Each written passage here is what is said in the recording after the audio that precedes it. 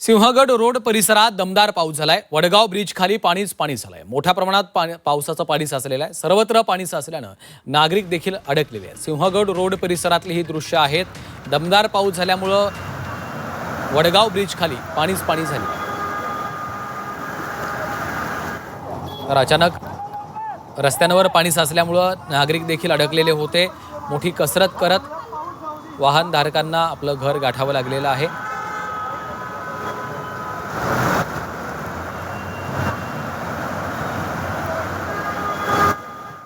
बघितलं मी केलं म्हणले कुणीच काय केलं म्हणलं रात्री 2 वाजता अपरात्री पाणी गोष्ट करायचं काय तर ही थेट दृश्य आपण पाहतोय। पाणी आहे ना ते पोरचं टाकी धुवाय काढली। काय झालं आता पाऊस आज पावसामुळे एवढं झालंय पण रात्री अपरात्री त्या टाक्यांचं पाणी सोडलं की आमच्या घरांनी पाणी येतं। रात्री अपरात्री 1-2 वाजता लेडीज महिला जाणार कुठे जाणार लेडीज महिला लहान लेकरं आज दिवसा झालं म्हणून ठीक आहे। एवढं हे रात्री झालं असतं तर कुठं पाहिलं असतं।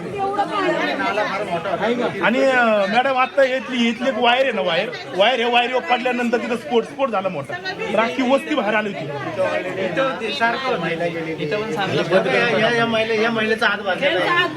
आमच्या इथल्या पोलीस हात बांधलेला आहे। चला मी तुम्हाला दाखवतो तिथलं ते नाला दाखवून पहिले तिथं आणलं तिथलं अतिक्रमण दाखवायचं ना आपल्याला। अतिक्रमण दाखवून हो नेहमी होतं सर। आम्ही दर पावसाळ्याला आम्हाला इथं उभं राहायला लागतंय। आम्ही अख्खी घराघरांनी सगळे पब्लिक खालचं वरचं फक्त चेंबर काढत राहतो। जोपर्यंत चेंबर उपसायला लागतं आम्हाला।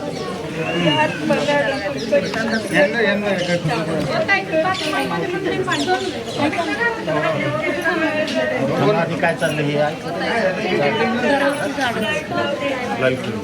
लाईटच नाही तुमची द्यायची का? नाही ती माझी नाही चालूच आहे ना लाईट जाते।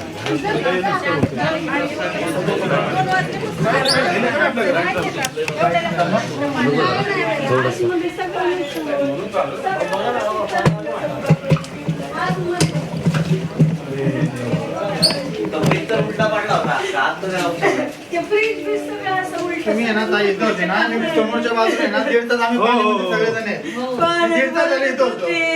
ताईंना फोन केला होता इकडे आले। आतमध्ये पाणी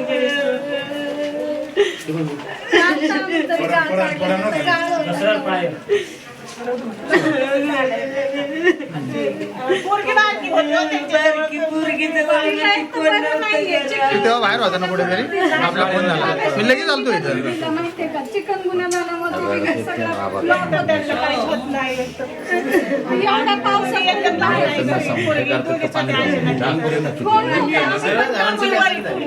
आम्ही पण मॅडम कामाला गेलो होतो सगळे। मी पाऊस आल्यावरती आले मला माहिती आहे पाणी तुमचं। मी पाऊस आले तेवढ्या पावसात आले माहिती का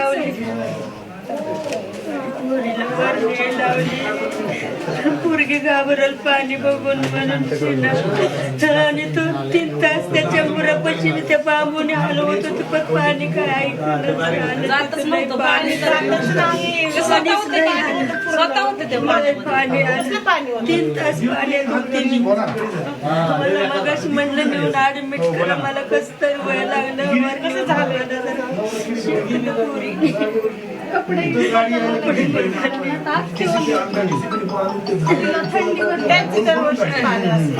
लाईनचं काय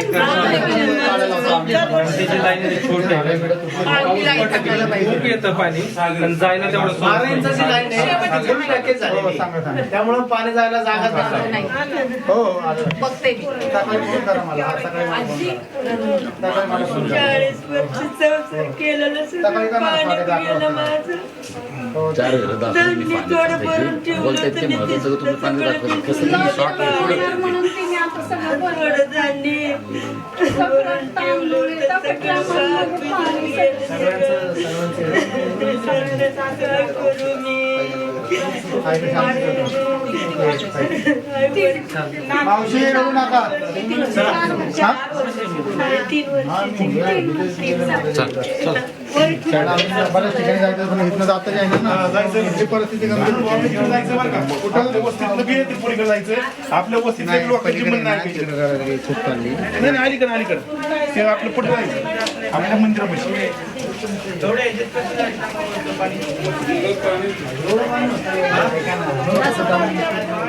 तर ही थेट दृश्य आपण पाहतोय महापौरांच्या समोर.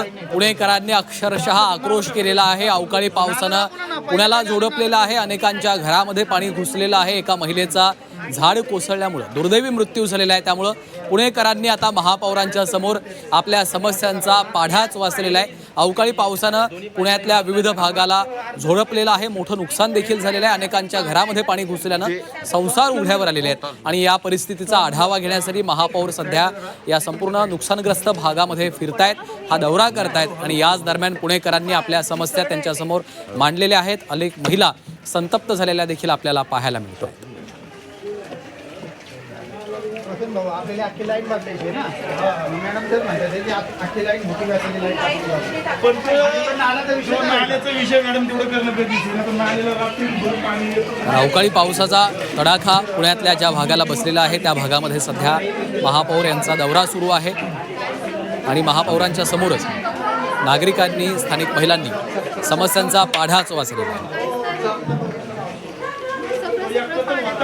बाकी कोणी नव्हतं एकटं फिरलं व्हिडिओ काढून पाठवले सगळ्यांना. तेव्हा आले महापौर आपले इथं.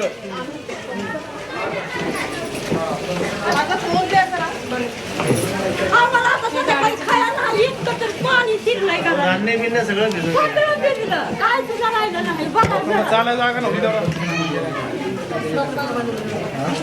नाही घेत ते बरोबर आहे. वॉर्ड ऑफिसर भाऊ आलेच नाहीत. पालिका आपली 0 रुपये घेते. आता त्या कॅनल फुटला होता ना त्याचा अनुभव. आपल्याकडे आता वस्ती आहे. तर तिथे नुकसान झालं पाणी जमलं. त्याचा आपल्याला पंचनामा करून घ्यावा लागणार आहे. आपलं बोलणं झालंय ना पुढे. हां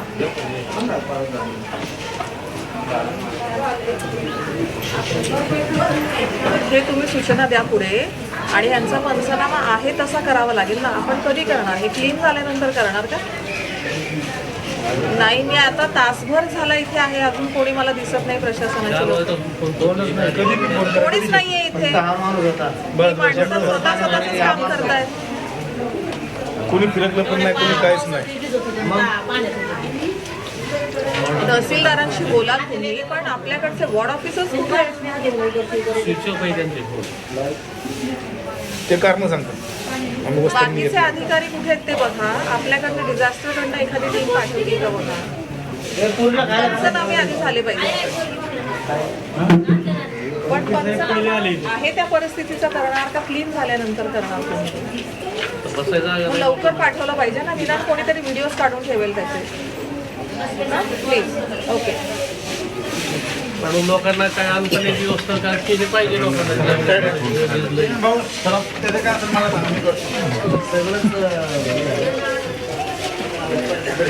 तर महापौरांनी या संदर्भात लवकरात लवकर पंचनामा करण्याचे निर्देशही जारी केलेले आहेत. अधिकाऱ्यांशी त्यांनी संपर्क साधलेला आहे. फोनच्या माध्यमातून पुणेकरांनी त्यांच्या समस्या महापौरांच्या समोर मांडलेल्या आहेत. त्यामुळं तातडीनं त्यांनी आता नुकसानग्रस्त भागाचे पंचनामे करण्याचे निर्देश जारी केलेले आहेत. लवकरात लवकर आहे त्या परिस्थितीमध्ये टीम पोहोचवा आणि या संपूर्ण भागाचे नुकसान ज्या ज्या ठिकाणी झालेलं आहे तिथं लवकरात लवकर पंचनामे झाले पाहिजेत, अशी देखील भूमिका आता महापौरांनी घेतलेली आहे. त्यांनी अधिकाऱ्यांशी, स्थानिक प्रशासनाच्या सोबत संवाद साधलेला आहे आणि त्यांना आता पंचनामे करण्याचे आदेशही दिलेले आहेत. दुसरीकडे ही थेट दृश्य आपण पाहतोय. पुण्यामध्ये पावसानं मोठं नुकसान झालेलं आहे. अवकाळी पावसाचा तडाखा बसलेला आहे. अनेकांच्या घरांमध्ये पाणी शिरलेलं आहे.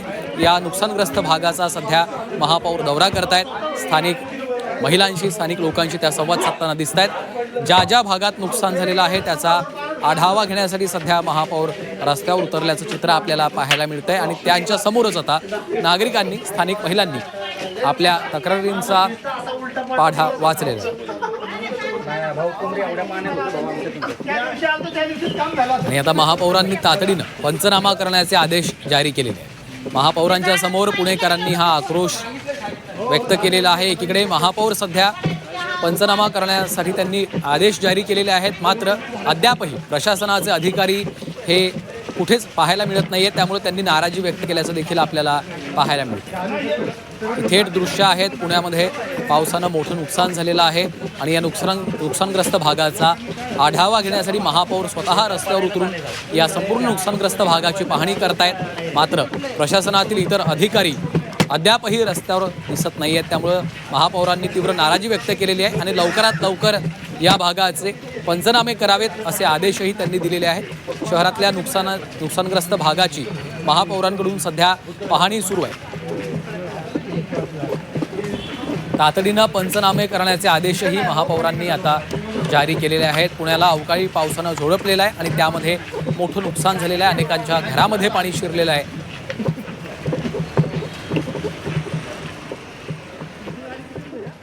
गाडी इकडे